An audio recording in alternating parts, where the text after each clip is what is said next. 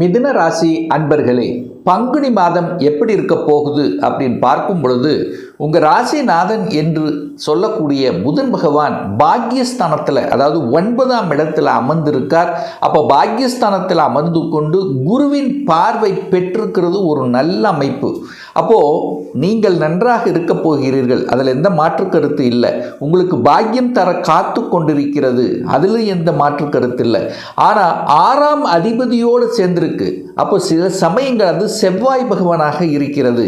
அப்போ சில சமயங்களில் கோபம், ஆக்ரோஷம் என்பது டக்குன்னு வரும்.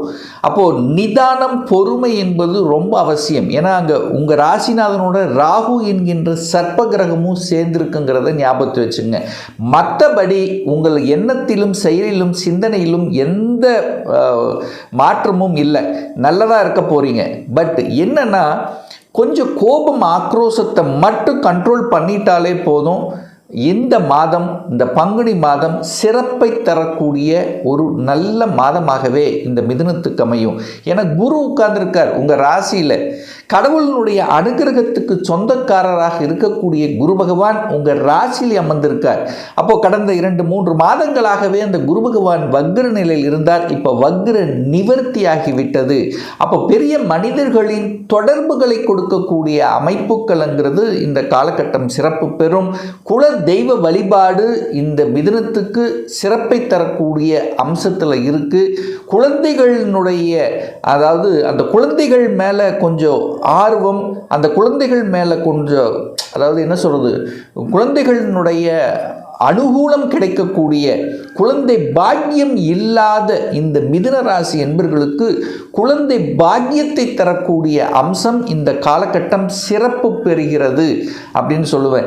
ஏன் இதை ஸ்ட்ராங்காக நான் இந்த இடத்துல சொல்கிறேன் அப்படின்னா, 5க்குரியவன் பூர்வ புண்ணிய ஸ்தானத்தின் அதிபதி, குழந்தை ஸ்தானத்தின் அதிபதியாக இருக்கக்கூடிய சுக்கிர பகவான் உச்ச பலத்தோட வலிமையாக இருக்கின்ற காரணத்தாலும், குழந்தை காரக கிரகம் என்று சொல்லக்கூடிய குரு பகவான் 5ஆம் இடத்தை பார்க்கறதுனால குழந்தை பாக்கியம் கிடைக்கும். கடவுளினுடைய அனுகிரகத்தால், அதாவது எத்தனையோ தெய்வங்களை வழிபட்டிருப்பீங்க, எத்தனையோ இஷ்ட தெய்வங்களை வழிபட்டிருப்பீங்க, குலதெய்வத்துக்கு போயிருப்பீங்க, எத்தனையோ பரிகாரம் செய்திருப்பீங்க. ஆனால் இந்த மாதம் பார்த்தீங்கன்னா குழந்தை பாக்கியத்துக்கு உகந்த மாதமாகவே இந்த மிதுனத்துக்கு அமையப்பெறுகிறது. குழந்தைகள் நன்றாக வளரக்கூடிய அமைப்பு, குழந்தை நன்றாக படிக்கக்கூடிய அமைப்பு, குழந்தைகள் மேலே அக்கறை, குழந்தைகளுக்கு என்ன, குழந்தைகளினுடைய ஆசைகளை நிறைவேற்றக்கூடிய அமைப்புகள், சந்தர்ப்பங்கள் இந்த மாதம் சிறப்பு பெறும். அப்போ குழந்தையை பற்றிய சிந்தனைகள், குழந்தைகளுக்கு ஏதாவது செய்யணுங்கிற எண்ணங்கள், இதெல்லாம், அதாவது குழந்தையின் மேலே, குழந்தையை நினைக்காமல், குழந்தையை பற்றிய சிந்தனை இல்லாமல் இந்த மாதம் இருக்காது. முயற்சி ஸ்தானத்தின் அதிபதி, தைரிய வீரியத்தை கொடுக்கக்கூடியவன் யார் அப்படின்னா சூரிய பகவான். அவர் 10ஆம் இடத்துல உட்கார்ந்துருக்கார், திக்பலத்தோட வலிமையாக உட்கார்ந்துருக்கார். அப்போ 3ஆம் இடம் முயற்சி ஸ்தானம் வலுப்பெறுகிறது. உங்கள் ராசி அதிபதி 3ஆம் இடத்தை பார்க்கறது சிறப்பு. அப்போ முயற்சியால் வெற்றி அடையக்கூடிய ஒரு அற்புதமான ஒரு மாதம். அது குறிப்பாக இந்த எக்ஸாம் எழுதுறது, அரசு எக்ஸாம் எழுதுறது, அல்லது ஏதாவது ஒரு போட்டித் தேர்வில் வெற்றி பெறக்கூடிய வாய்ப்புகள், அல்லது போட்டித் தேர்வில் கலந்து கொள்ளக்கூடிய எண்ண உணர்வுகள், இதுவரைக்கும் அந்த எண்ணமே வரலைன்னா கூட இப்போ மிதுனத்துக்கு தூண்டி இழுக்கும். ஒரு டிஎன்பிஎஸ்சி எழுதணும், ஒரு குரூப் தேர்வு எழுதணும், ஒரு யூபிஎஸ், அதாவது ஒரு state government, central government exam எழுதணும் என்கின்ற எண்ண உணர்வுகள், ஆசையை தூண்டக்கூடிய அமைப்பு இந்த மாதம் சிறப்பு பெறும் மிதுனத்துக்கு அப்படின்னு சொல்லுவேன். 3ஆம் அதிபதியான அந்த சூரியன் எங்கே போய் 10ஆம் இடத்தில் அமர்ந்து கொண்டு சனி பகவானோட இணைகிறது. அப்போ யாருக்கும் அந்த 3-8 கனெக்ட் ஆகுது. அப்போ யாருக்கும் ஜாமீன் கையெழுத்துங்கிறது மட்டும் போடக்கூடாது. ஏன்னா 3-8 கனெக்ட் ஆனாலே இங்கே ஜாமீன் சார்ந்த விஷயங்கள், கையொப்பம் சார்ந்த விஷயங்கள், ஏன்னா புதன் ராகுவோட சேர்ந்துருக்கு. ஸோ இந்த விஷயத்தில் மட்டும் கொஞ்சம் கவனம். இந்த தகவல் தொடர்பு துறையில் வரக்கூடிய மெசேஜ், வாட்ஸ்அப்பில் வரக்கூடிய மெசேஜ், ஸோ இதில் எல்லாம் கொஞ்சம் கவனத்தோடு இருக்கணுங்கிறத ஞாபகத்தில் வச்சுக்கோங்க. ஏன்னா புதனுங்கிறத கம்யூனிகேஷன் ராகுவோடு சேர்ந்திருக்கிறதுனால உங்களை ஏமாற்றுவதற்கான வாய்ப்புகள் இருக்குது. நீங்கள் ஏமாறக்கூடாதுங்கிறத ஞாபகத்தில் வச்சுக்கோங்க. 4ஆம் அதிபதி சுகத்தை கொடுக்கக்கூடியவன் புதன் பகவான். அந்த புதன் பகவான் ராகு இருக்கிறதுனால பிரம்மாண்டமான ஒரு ஆசையை வளர்க்கும். ஒரு பெரிய வீடு அப்படின்னாலே ஒரு பெருசாக இருக்கணும், விசாலமாக இருக்கணும், பெரிய அந்த மாதிரியான எண்ண உணர்வுகளை கொடுக்கக்கூடிய அமைப்பு. ஏன்னா 4ஆம் அதிபதியோடு ராகு, பிரம்மாண்ட காரக கிரகமான ராகு இணைஞ்சிருக்கு. அங்கே செவ்வாய் இருக்கு. கடனை வாங்கி ஒரு வீட்டை வாங்கக்கூடிய அல்லது இடத்தை வாங்கக்கூடிய அமைப்புகள் இந்த பங்குனி மாதம் சிறப்பு பெறும். ஏன்னா வீட்டுக்கு காரக கிரகம் என்று சொல்லக்கூடிய சுக்கிரன் இப்போ உச்ச பலத்தோட வலிமையாக இருக்கார். எது வரைக்கும்?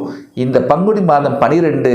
அதற்கு அப்புறம் பார்த்தீங்கன்னா 11ஆம் இடமான லாபஸ்தானத்தில் இருக்குது. அப்போ இந்த மாதம் முழுவதும் வீடு சம்பந்தப்பட்ட அதை ஆல்ட்ரு பண்ணுறது, வீட்டுக்கு தேவையான பொருள்களை வாங்குவது, இடத்தை வாங்குறது, நிலத்தை வாங்குறது, இந்த மாதிரி இடம் நிலம் சார்ந்த விஷயங்கள், வாகனம் சார்ந்த விஷயங்களும் சிறப்பு தரக்கூடிய ஒரு நல்ல மாதமாகவே இந்த மிதுனத்துக்கு அமையிருக்குன்னு சொல்லலாம். பூர்வ புண்ணியம் பலப்படுகிறது. 5க்குரியவன் வலிமை பெறுகிறது. அப்போ பூர்வீகம் சார்ந்த விஷயங்கள், பூர்வீகத்தில் ஏதாவது ஒரு பிரச்சனை இருக்கா, அதை தீர்த்துக்கலாம். ஒரு ஒரு பாக பிரச்சனை, சொத்து பிரச்சனை, ஏதாவது ஒரு சின்ன ஒரு பிரச்சனை, பூர்வீக சார்ந்த விஷயத்தில் பிரச்சனைகள் எல்லாம் தீர்த்து கொள்ளக்கூடிய ஒரு காலகட்டமாக அமைகிறது. 5க்குரியவன் 10ல் இருக்குது. சூரியனோட சேர்ந்திருக்கிறதுனால அரசு விஷயத்தில் வெற்றி தான். அரசாங்க விஷயத்தில் வெற்றி, அரசு தேர்வில் வெற்றி, போட்டித் தேர்வில் வெற்றி அடையக்கூடிய தன்மை, அதிகாரம், அட்மினிஸ்ட்ரேஷன், தலைமை பண்பு, நிர்வாகத்தன்மை கொடுக்கக்கூடிய அமைப்புகள், அரசாங்கத்தில் இருக்கின்றவர்கள், ஆளுமை தன்மையில் இருக்கின்றவர்களுக்கு கொஞ்சம் அலைச்சல், திருச்சல், டென்ஷன், ப்ரெஷருங்கிறது இருக்கும். ஏன்னா 8ஆம் அதிபதி சூரியன் சனி இணைகிறது அல்லவா? அப்போ சூரியன் சனி இணைஞ்சாலே அந்த இடத்துல ஒரு ப்ரெஷருங்கிறது கண்டிப்பாக இருக்கும். அது அரசாங்கத்தில் இருக்கின்றவர்கள், அதிகாரத்தில் இருக்கக்கூடிய மேல்மட்ட நபர்களுக்கு கொஞ்சம் ப்ரெஷர் இருக்கும். கொஞ்சம் கவனத்தோடு செயல்படணுங்கிறத மைண்டில் வச்சுக்கோங்க. 6ஆம் அதிபதி செவ்வாய் பகவான் பாக்கியஸ்தானத்தில் இருக்கு. குருவின் பார்வையில் இருக்கிறதுனால செவ்வாய் சம்பந்தப்பட்ட ரியல் எஸ்டேட் சார்ந்த விஷயங்கள், நிலம் சம்பந்தப்பட்ட விஷயங்கள், கட்டிடம் சம்பந்தப்பட்ட விஷயங்கள், சிகப்பு நிற சம்பந்தப்பட்ட விஷயங்கள் அத்தனையும் சிறப்பு பெறுகின்ற ஒரு நல்ல மாதம்.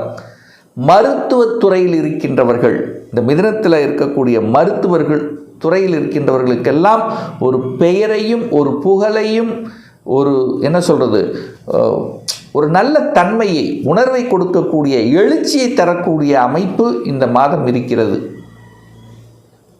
திருமணம் விஷயங்கள் எப்படி சார் இருக்கும் அப்படின்னு நீங்கள் கேள்வி கேட்டீங்கன்னா,